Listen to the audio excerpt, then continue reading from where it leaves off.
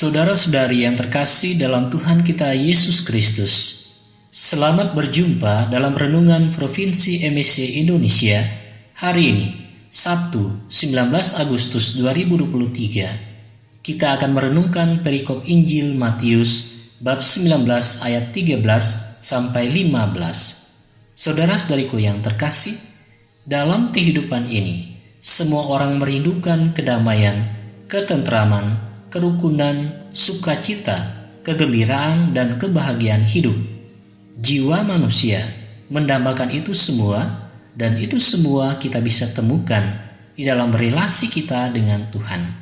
Karena Tuhan menghendaki manusia bersekutu dengannya, dan karenanya orang merasa damai dan tentram. Kedamaian kita temukan di dalam Tuhan yang memberikan kita segala-galanya, dan terutama kita boleh mengalami kehadirannya, kita boleh mengalami hadirnya, kerajaannya.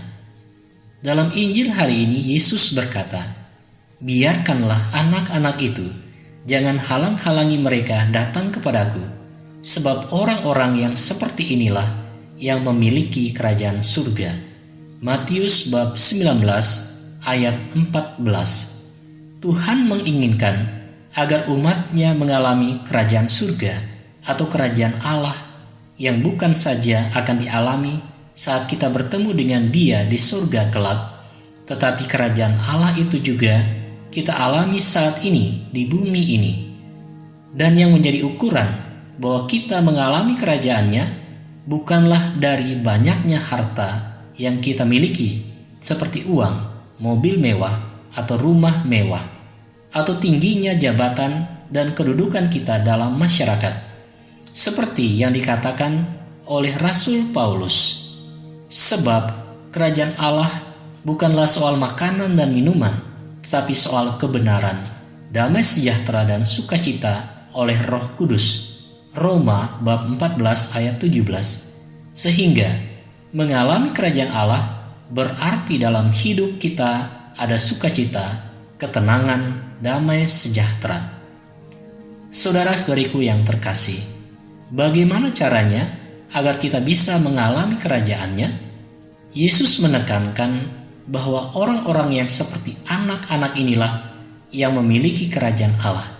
Dan itu artinya kita diajak untuk menjadi seperti anak-anak.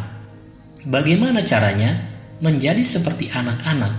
Hal ini kita lihat secara rohani, bukan secara harafiah, bukan berarti menjadi seperti kekanak-kanakan.